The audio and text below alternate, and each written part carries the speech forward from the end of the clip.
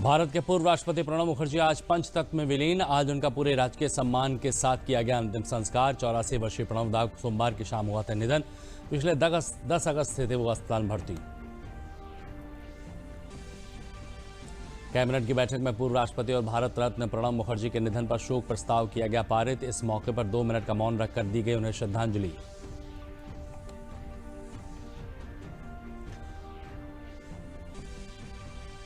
प्रदेश सरकार ने शनिवार का लॉकडाउन किया खत्म। रविवार को ही होगा 1 दिन का लॉकडाउन। बाजारों की साप्ताहिक बंदी होगी रविवार को। साथ ही मुख्यमंत्री ने टेस्टिंग क्षमता प्रतिदिन बढ़ाए जाने पर दिया जोर।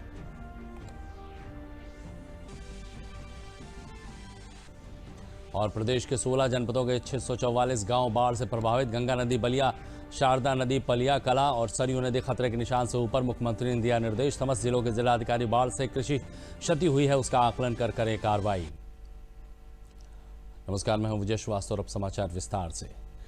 पूर्व राष्ट्रपति प्रणब मुखर्जी आज पंचतत्व में विलीन हो गए। आज उनका पूरे राजकीय सम्मान के साथ लोधी रोड स्थित शमशान घाट पर दिवंगत नेता का अंतिम संस्कार किया गया। इस दौरान कोविड-19 के सभी प्रोटोकॉल का पालन भी किया गया।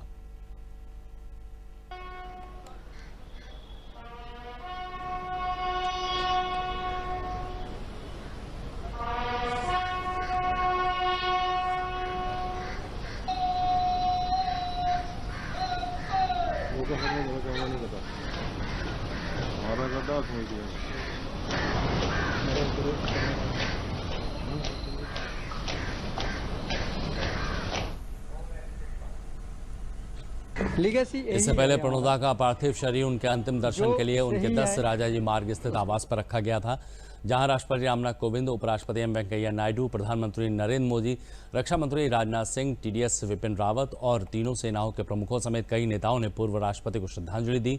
84 वर्षीय प्रणब मुखर्जी को बीते 10 अगस्त को सैन्य अस्पताल में भर्ती कराया गया था। पूर्व राष्ट्रपति के निधन पर 7 दिन के राजकीय शोक की घोषणा की गई है। प्रणब दा को भारत रत्न से सम्मानित किया गया था। वो देश के वित्त मंत्री भी रहे हैं। प्रणब मुखर्जी को भारतीय राजनीति की नब्ज पर गहरी पकड़ रखने वाले एक शख्सियत के तौर पर याद किया जाएगा। पूर्व राष्ट्रपति को देश के सर्वाधिक सम्मानित राजनेताओं में शुमार किया जाता था। वो भारत के 13 राष्ट्रपति थे। उनका सम्मान राजनीति से ऊपर उठकर सभी राजनीतिक दलों में था। दिवंगत पूर्व राष्ट्रपति के सम्मान के तौर पर 31 अगस्त से 6 सितंबर तक पूरे भारत में 7 दिन का राजकीय शोक मनाने का फैसला किया गया है। इस दौरान पूरे भारत में राष्ट्रीय ध्वज झुका रहेगा। राजकीय शोक की अवधि के दौरान कोई आधिकारिक मनोरंजन का कार्यक्रम नहीं होगा। पूर्व राष्ट्रपति को अंतिम विदाई देने के लिए केंद्रीय मंत्रियों के साथ ही वरिष्ठ नेता और गणमान्य लोग भी सुबह से उनके निवास 10 राजाजी मार्ग पर पहुंचे हुए थे।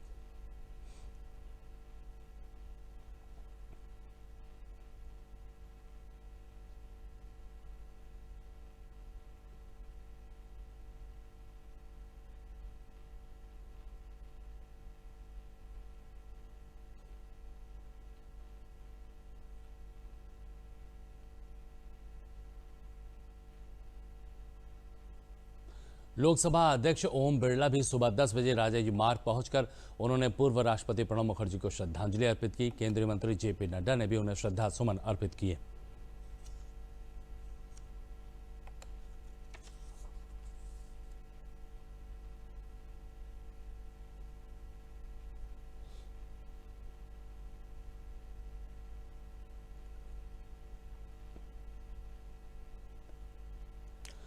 कैबिनेट की बैठक में पूर्व राष्ट्रपति और भारत रत्न प्रणब मुखर्जी के निधन पर शोक प्रस्ताव पारित किया गया है।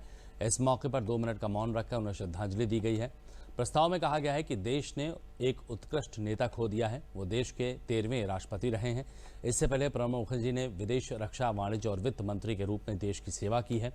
प्रणब मुखर्जी ने राष्ट्र निर्माण और भारतीय अर्थव्यवस्था पर एक से बढ़कर एक किताबें लिखी हैं। 1997 में उन्हें सर्वश्रेष्ठ सांसद का सम्मान मिला था। 2008 में पद्म विभूषण और 2019 में सर्वोच्च नागरिक सम्मान भारत रत्न से नवाजा गया।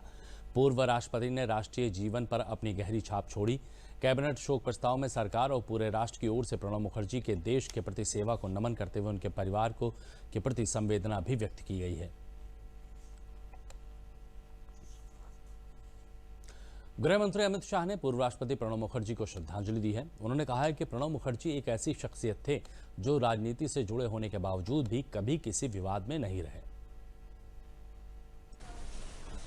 पूरे देश के लिए गहरे दुख और सदमे की बात है कि आज भारत रत्न प्रणब मुखर्जी हम सब के बीच में नहीं रहे। आज उनका नश्वर देह भी हम लोगों के बीच से चला जाएगा।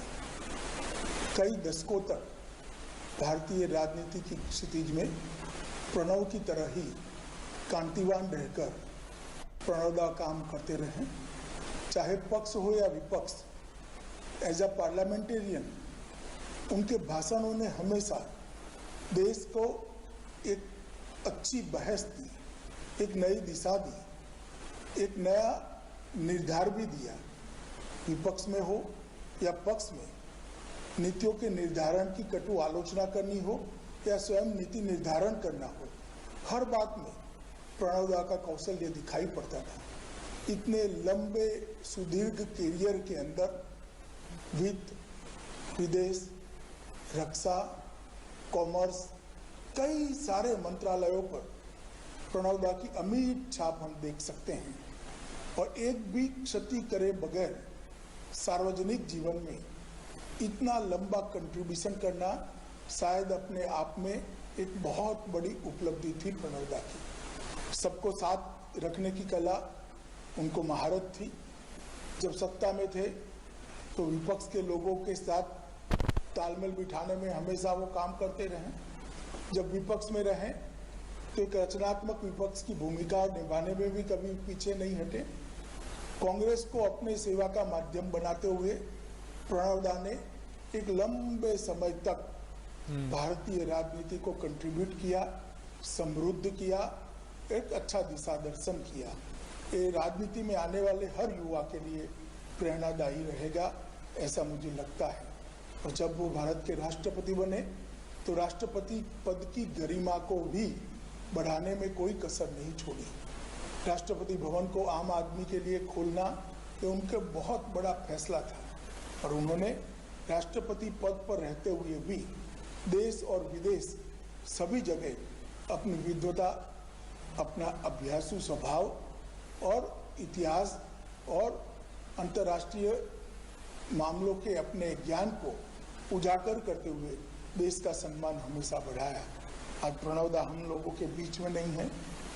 हम सब सार्वजनिक जीवन में जो काम करते हैं और देश की जनता सबके लिए एक लंबे समय तक एक अपूर्णीय क्षति रहेगी। और मैं मानता हूं कि जो लोग राजनीति में आना चाहते हैं, नॉन कंट्रोवर्शियल होकर काम कैसे किया जा सकता है, अगर वो सीखना है तो प्रणब मुखर्जी के जीवन को बारीकी से अभ्यास करना चाहिए। प्रभु प्रणवदा के आत्मा को शांति दे, उनके परिजनों को ये विकट दुख सहन करने की शक्ति दे, यही प्रभु प्रार्थना कर मेरी बात को समाप्त करता हूँ। ओम शांति शांति शांति।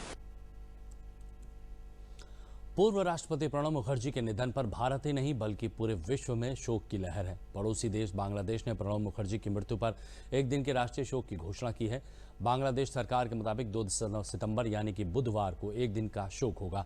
इस दिन राष्ट्रीय ध्वज भी झुका रहेगा। बांग्लादेश के प्रधानमंत्री शेख हसीना ने पीएम नरेंद्र मोदी को पत्र लिखकर अपने देश की जनता की तरफ से शोक संवेदना व्यक्त की है। प्रधानमंत्री हसीना ने लिखा है कि प्रणब मुखर्जी बांग्लादेश के सच्चे मित्र थे। बांग्लादेशी लोगों का बहुत प्यार और सम्मान उन्हें हासिल था।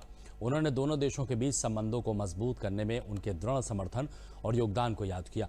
बांग्लादेश में 2013 को पूर्व राष्ट्रपति प्रणब मुखर्जी को बांग्लादेश मुक्त युद्ध सम्मान से सम्मानित किया था। रूस की बात की जाए तो रूस के राष्ट्रपति व्लादिमीर पुतिन ने पूर्व राष्ट्रपति प्रणब मुखर्जी के निधन पर संवेदना व्यक्त करते हुए उन्हें रूस का सच्चा दोस्त बताया। राष्ट्रपति रामनाथ कोविंद और प्रधानमंत्री नरेंद्र मोदी को भेजे अपने संदेश में पुतिन ने कहा कि मुखर्जी भारतीयता और उच्च अंतर्राष्ट्रीय समझ के सम्मानित व्यक्ति थे। रूसी राष्ट्रपति ने कहा कि दोनों देशों के बीच विशेष सामरिक भागीदारी वाले रिश्तों को मजबूत बनाने में निजी योगदान दिया था उन्होंने। पुतिन ने दिवंगत राष्ट्रपति के परिजनों और भारत की जनता को संवेदना संदेश भी भेजा है।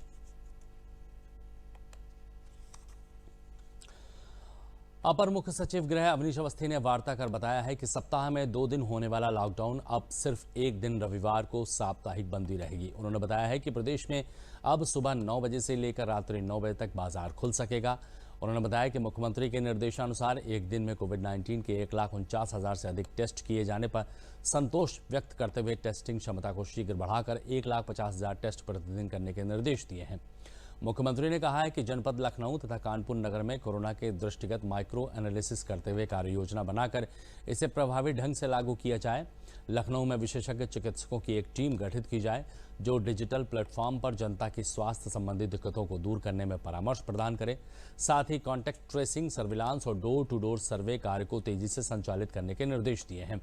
मुख्यमंत्री ने विकास योजनाओं को गति प्रदान करने के निर्देश दिए हैं। कृषि उत्पादन आयुक्त, अवस्थापना एवं औद्योगिक विकास आयुक्त, अपर मुख्य सचिव, प्रमुख सचिव तथा विभागाध्यक्ष अपने अधीनस्थ कार्यालयों का निरीक्षण भी करें। एवं समस्त अपर मुख्य सचिव और प्रमुख सचिव और विभागाध्यक्ष को अपने अधीनस्थ कार्यालयों का निरीक्षण का निर्देश दिया है। उन्होंने कहा सुबह 9 बजे से रात्रि 9 बजे तक बाजारों के लिए उन्होंने कहा है सुबह 9 बजे से रात्रि 9 बजे तक खुलें। और अब मुख्यमंत्री जी ने आदेश दिया है कि शनिवार को बंदी नहीं रहेगी, यथा जो है सुबह 9 से शाम 9 बजे शनिवार को भी दुकानें खुलेंगी, लेकिन रविवार को जो है बंद रहेगा। यानी शनिवार को रात्रि 12 बजे से रविवार को रात्रि 12 बजे तक पूर्ण रूप से जो है बंदी रहेगी।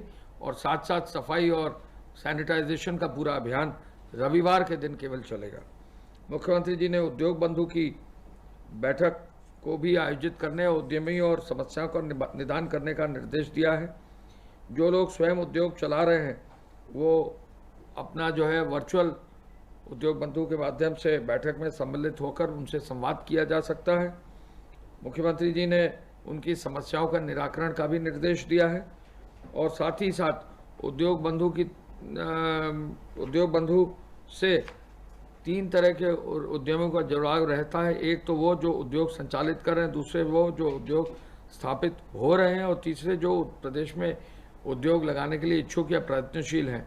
मुख्यमंत्री जी ने कहा कि इन तीनों श्रेणी के उद्यमियों को संवाद स्थापित करके उद्योग बंधु के माध्यम से इनका समाधान चीजों का किया जाए। अपर मुख्य सचिव स्वास्थ्य अमित मोहन प्रसाद ने आज प्रेस वार्ता कर कहा है कि विगत 24 घंटों में संक्रमण के 5,571 प्रकरण सामने आए हैं। इस समय कोरोना एक्टिव संक्रमण मामलों की कुल संख्या प्रदेश में 55,538 है। 1,76,670 घंटों में अपने घर जा चुके हैं। संक्रमित लोगों में 3,542 लोगों की मृत्यु हुई है। कल प्रदेश में 24 घंटों में 1,49,874 सैंपल की जांच हुई है। क्या प्रदेश में 55,538 है।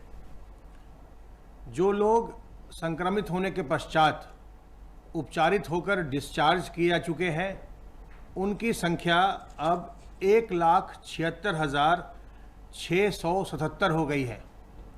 इस प्रकार लगभग 75% रिकवरी का रेट चल रहा है। संक्रमित लोगों में से 3,542 लोगों की अभी तक मृत्यु हुई है। केस फैटेलिटी रेट इस समय 1.5% है, जो कि नेशनल केस फैटेलिटी रेट से काफ़ी कम है। कल प्रदेश में पुनः एक नई ऊंचाई तक टेस्टिंग पहुंची और कल 24 घंटों में 1,49,874 सैंपल्स की जांच की गई। इस प्रकार अब तक प्रदेश में 57,76,664 सैंपल्स की जांच की जा चुकी है। राहत आयुक्त संजय गोयल ने आज प्रेस वार्ता में कहा है कि वर्तमान में प्रदेश के 16 जनपद के 644 गांव बाढ़ से प्रभावित हैं। प्रदेश में बाढ़ की स्थिति स्थिर बनी हुई है। गंगा नदी बलिया, शारदा नदी पलिया कला और सरयू नदी खतरे के निशान से ऊपर बह रही हैं। उन्होंने कहा है कि मुख्यमंत्री ने निर्देश दिया है कि समस्त जिलों के जिलाधिकारी बाढ़ से जो कृषि क्षति हुई है उसका आकलन कर कार्रवाई करें। कुशीनगर, मऊ, संत कबीरनगर तथा सीतापुर ये 16 जनपदों के 644 गांव बाढ़ से प्रभावित हैं, जिसमें से 300 गांव मरून हैं अथवा जलमग्न हैं। इस प्रकार प्रदेश में बाढ़ की स्थिति स्थिर बनी हुई है। वर्तमान में गंगा नदी बलिया में अपने खतरे के निशान से 3 सेंटीमीटर ऊपर बह रही है। इसी प्रकार शारदा नदी पलिया कला में 4 सेंटीमीटर तथा सरयू नदी बलिया में अपने खतरे के निशान से 38 सेंटीमीटर ऊपर बह रही हैं। जैसा कि अपर मुख्य सचिव गृह ने बताया, माननीय मुख्यमंत्री जी द्वारा यह निर्देश दिए गए हैं कि जो कृषि क्षति हुई है बाढ़ से, उसका आकलन कराया जाए। इसके संबंध में दिशा निर्देश जारी किए गए हैं कि समस्त जनपदों के जिलाधिकारी कृषि क्षति का आकलन कराकर 15 सितंबर तक उसकी संबंध में समस्त कार्रवाई पूरी करके, अगर धनराशि की आवश्यकता है तो शासन से उसकी मांग करके उसका वितरण किया जाए।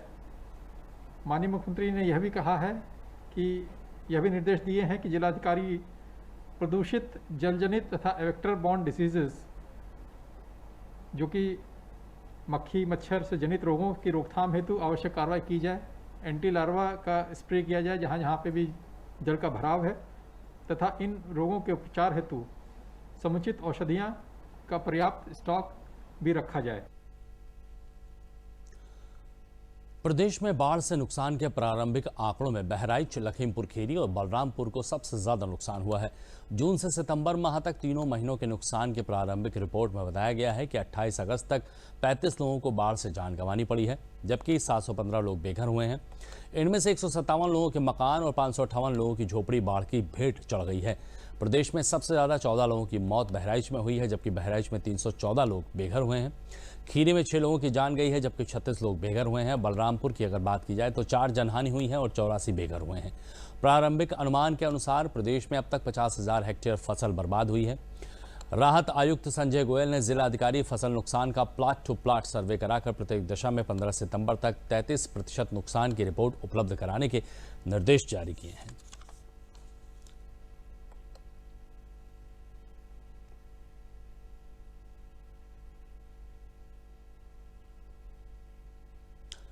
विपक्षी दलों के विरोध के बावजूद सुप्रीम कोर्ट के फैसले और केंद्र सरकार की मंजूरी के बाद उत्तर प्रदेश की योगी सरकार कोरोना वायरस के दौरान स्वास्थ्य विभाग की गाइडलाइन का पालन करते हुए उत्तर प्रदेश में IIT JEE की परीक्षा सफलतापूर्वक करा रही है। आज से परीक्षा की शुरुआत हुई है और 7 तारीख तक ये परीक्षा चलेगी। राजधानी लखनऊ में 7 दिनों में होने वाली इस परीक्षा में लगभग 4200 छात्र छात्राएं परीक्षा देंगे। आज लखनऊ में सोशल डिस्टेंसिंग को ध्यान में रखते हुए 3 परीक्षा केंद्रों पर यह परीक्षा कराई जा रही है, जहां पर परीक्षा देने आए छात्र छात्राओं को टेम्परेचर चेक करने के साथ ही उनके हाथों को सैनिटाइज कराकर मास्क पहनाकर ही परीक्षा देने अंदर जाने दिया जा रहा है।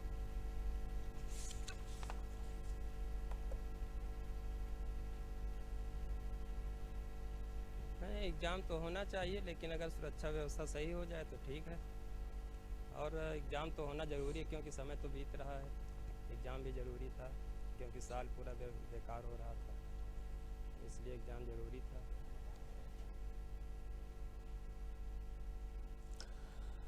प्रदेश में संभावनाएं बहुत हैं। ODOP के माध्यम से हर जिले के उत्पाद को बढ़ावा देने के लिए प्रदेश सरकार ने एक योजना बनाई है। ये बात केवल कहने की नहीं है, बल्कि धरातल पर दिखाई भी देती है। नई ऊर्जा के साथ युवा चेहरे छोटे छोटे रोजगार के अवसर लेकर उठ खड़े हुए हैं। इन लोगों ने गांव स्तर पर काम करने वाले लोगों को भी अवसर उपलब्ध कराए हैं। आइए देखते हैं इस विषय पर एक खास रिपोर्ट।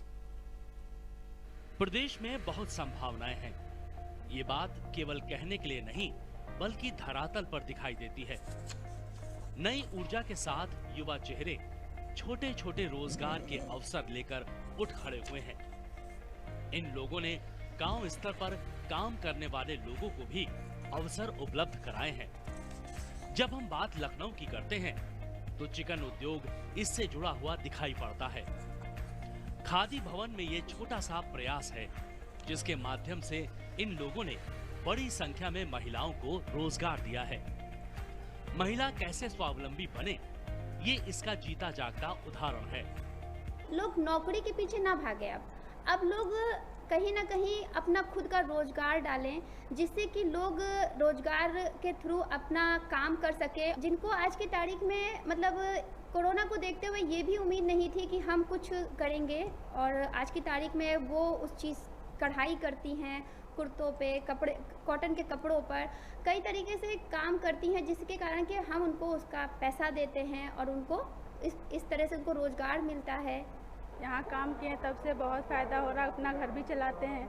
इसके पहले जो है हम दूसरी जगह काम करते थे, वहाँ से मुझे कुछ फ़ायदा नहीं था, पैसे कम मिलते थे, 2500 रुपये मिलते थे।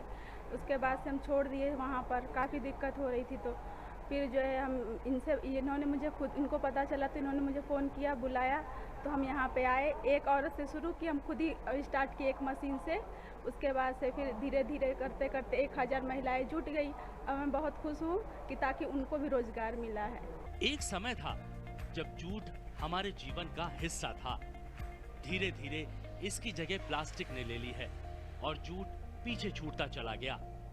लेकिन एक बार फिर जूट से बने सामान लोगों को अच्छे लगने लगे हैं, क्योंकि अगर पर्यावरण को बचाना है तो प्लास्टिक से निजात पाना होगा। गांव में जूट से बने सामान बनाने वाले कारीगर भी इससे बहुत प्रसन्न हैं, क्योंकि उन्हें घर पर ही काम मिल रहा है। फिनिशिंग ऐसी कि आप देखते रह जाएंगे। देश और दुनिया में इनकी मांग बढ़ी है, जिससे हस्तकला के कारीगरों को अच्छे अवसर उपलब्ध हो रहे हैं। पे महिला थी जहाँ पे उसकी कोई पूछ नहीं थी, कोई वक़्त नहीं थी। आज उन महिलाओं को एक प्रॉपर उनके काम के साथ साथ सम्मान मिलता है। उनकी परिवार में उनकी सेह है, उनसे बात मशवरा लिया जाता है। वो अपने बच्चों को पढ़ा लिखा रहे हैं, अपने लिए सेव कर रहे हैं, अपना रहन सहन उनका सुधरा है।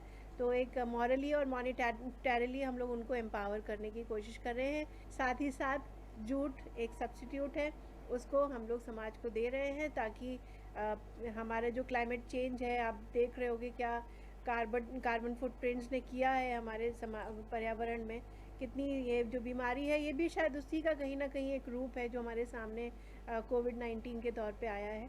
तो उसी को एक सुलझाने का ये प्रयास है छोटा सा। ओडीओपी के माध्यम से हर जिले के उत्पाद को बढ़ावा देने के लिए प्रदेश सरकार ने एक योजना बनाई है। इसके माध्यम से भी हस्तकला को संरक्षित रखना है। इन लोगों को काम के अवसर मिले, इसलिए बाजार भी आवश्यक है। प्रदेश में खरीदारों के लिए बाजार उपलब्ध कराया गया है। ऑनलाइन भी बिक्री के अवसर उपलब्ध कराए गए हैं, जिससे छोटे छोटे उद्योग आगे बढ़ सकें और प्रदेश की अर्थव्यवस्था में अपनी महत्वपूर्ण भूमिका अदा कर सकें। देश का लगभग 14% एमएसएमई केवल उत्तर प्रदेश में, लगभग 90 लाख एमएसएमई है।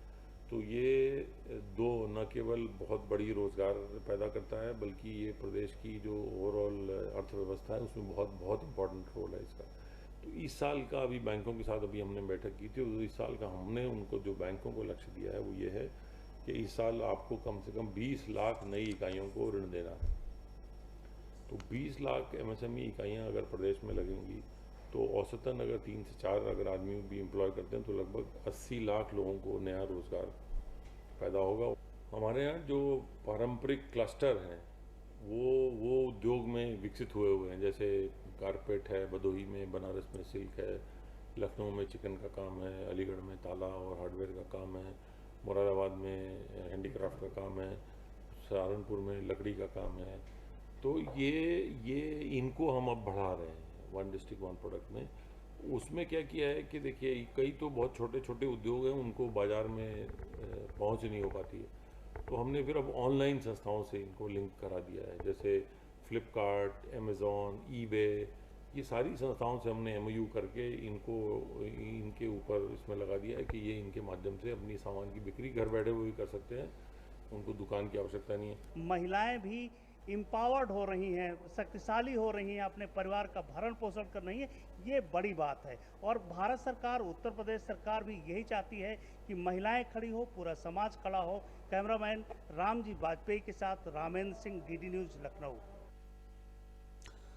बुंदेलखंड का जनपद हमीरपुर कृषि प्रधान जनपद है। किसानों की आय दोगुनी करने के लिए, किसानों को आत्मनिर्भर बनाने के उद्देश्य से हमीरपुर जिले के कुरारा स्थित कृषि विज्ञान केंद्र के वैज्ञानिकों ने बीज हब यूनिट का निर्माण किया है, जिससे कि किसानों को अच्छे किस्म के बीज उपलब्ध करवाए जा रहे हैं, जिससे कि उनकी उपज में मुनाफा तो हुआ ही है और वो अधिक से अधिक मुनाफा अर्जित करके अपनी आय दोगुनी तो कर ही रहे हैं, बल्कि इसके साथ ही आत्मनिर्भर भी बन रहे हैं।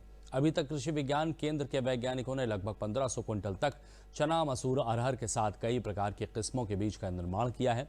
कृषि विज्ञान केंद्र के वैज्ञानिकों का कहना है कि किसानों को अच्छे किस्म के बीज के साथ साथ उनको अच्छी किस्म की पैदावार हो, इसके लिए भी हर संभव प्रयास करते रहते हैं।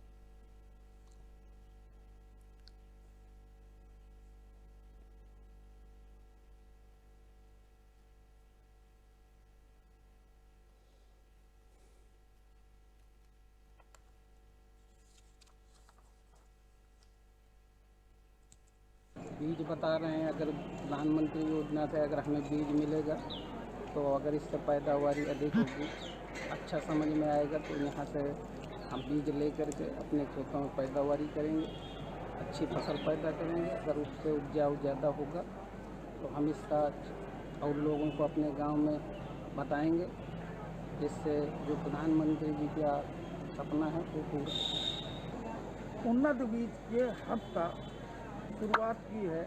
यहाँ कृषि विज्ञान केंद्र, मुझे पता चला है कि कृषि विज्ञान केंद्र द्वारा उन्नत बीज के लिए एक हब बनाया गया है।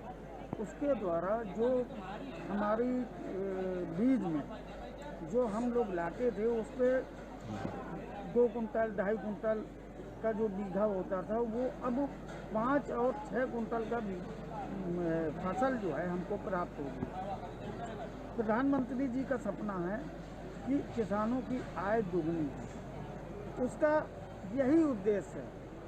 कैसे हो, हम मेहनत करें और उस मेहनत पर दुगना लाभ कमाएं। राष्ट्रीय ई गवर्नेंस के तहत स्थापित CSC यानी कॉमन सर्विस सेंटर प्रदेश भर में 5 लाख से अधिक युवाओं को डिजिटल कैडेट बनाकर उन्हें रोजगार से जोड़ेगा। ये डिजिटल कैडेट CSC की तमाम सेवाओं को लोगों तक पहुंचाएंगे। डिजिटल कैडेट का चयन और रजिस्ट्रेशन किया जाएगा, साथ ही उन्हें विभिन्न सेवाओं के लिए ट्रेनिंग भी दी जाएगी। देश भर में करीब 70,000 CSC काम कर रही हैं। इनके संचालकों से 5 लाख कैडेट रखे जाने को कहा गया है।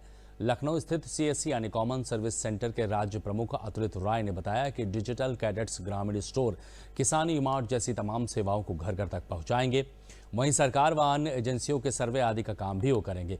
उन्होंने ये भी बताया कि इस साल के अंत तक डिजिटल कैडेट का चयन होना है। पर आने वाले एक नई सेवा है जिसमें कि हम ज़्यादा से ज़्यादा जो हमारे युवा हैं ग्रामीण स्तर पर, उनको किसी न किसी तरीके से रोजगार के माध्यम से हम अपने साथ जोड़ना चाहते हैं और उनको मुख्य धारा में लाना चाहते हैं। हर CSC सेंटर पे कम से कम 5 डिजिटल कैडेट्स को हम लेके आएंगे। ये डिजिटल कैडेट्स आगे इस कॉमन सर्विस सेंटर की जो सेवाएं हैं उनको घर घर तक पहुंचाने के जो हमारे जनमानस है, उस जनमानस तक घर घर तक पहुंचाने का कार्य करेंगे। जो जनमानस को अपने घर से उठ के आना पड़ता था कई बार सिर्फ दस्तावेजों का पता करने के लिए जनसेवा केंद्रों पे और बाकी जगहों पे, वह समय उनका बचाते हुए यह डिजिटल कैडेट और भी कई प्रकार की सेवाएं मुहैया कराएंगे, और जिससे कि समय भी बचेगा और कॉमन सर्विस सेंटर की आमदनी भी बढ़ेगी। और इस आमदनी के साथ साथ उन डिजिटल कैडेट्स को जो उनका पारिश्रमिक है वो भी दिया जाएगा। प्रयागराज उत्तर प्रदेश का पहला ऐसा जिला जो महिलाओं में स्वास्थ्य व सुरक्षा के लिए काम कर रहा है। प्रयागराज में महिलाओं की सुरक्षा और स्वास्थ्य सुरक्षा को ध्यान में रखते हुए महिलाओं के लिए एक विशेष तरह का पिंक टॉयलेट बनाया जा रहा है, जहां पर शौचालय की व्यवस्था के साथ साथ वॉशरूम, बेबी केयर और अन्य प्रमुख सुविधाएं भी मौजूद हैं। प्रयागराज जिला पंचायती राज विभाग द्वारा बनाए गए इस टॉयलेट में महिलाओं से जुड़े सामान और बच्चों को खिलौने, आधुनिक तरीके से वॉशरूम भी बनाया गया है। पंचायती राज विभाग की ओर से बनाया जा रहा ये पिंक टॉयलेट जिले के सभी ग्राम सभाओं में होगा। 1539 ग्राम सभाओं में 14वें वित्त और स्वच्छ स्वास्थ्य भारत मिशन की ओर से ये टॉयलेट बनाए जाएंगे। प्रत्येक ग्राम सभा में 2-2 पिंक टॉयलेट होंगे, जिसमें महिलाओं से जुड़ी सारी सुविधाएं मौजूद रहेंगी।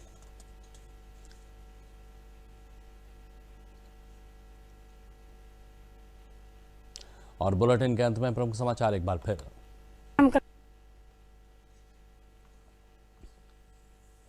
भारत के पूर्व राष्ट्रपति प्रणब मुखर्जी आज पंचतत्व में विलीन। आज उनका पूरे राजकीय सम्मान के साथ किया गया अंतिम संस्कार। 84 वर्षीय प्रणब दा सोमवार की शाम हुआ था निधन।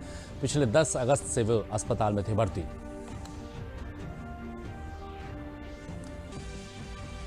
कैबिनेट की बैठक में पूर्व राष्ट्रपति और भारत रत्न प्रणब मुखर्जी के निधन पर शोक प्रस्ताव किया गया पारित। इस मौके पर 2 मिनट का मौन रखकर उन्हें दी गई श्रद्धांजलि।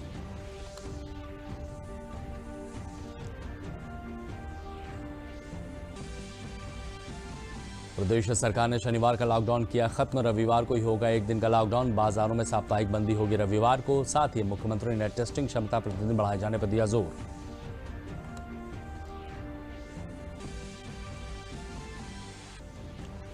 और प्रदेश के 16 जनपदों के 644 गांव बाढ़ से प्रभावित। गंगा नदी बलिया, शारदा नदी पलिया कला, सरयू नदी खतरे के निशान से ऊपर। मुख्यमंत्री ने दिया निर्देश, समस्त जिलों के जिलाधिकारी बाढ़ से जो कृषि क्षति हुई है उसका आकलन कर करे कार्रवाई।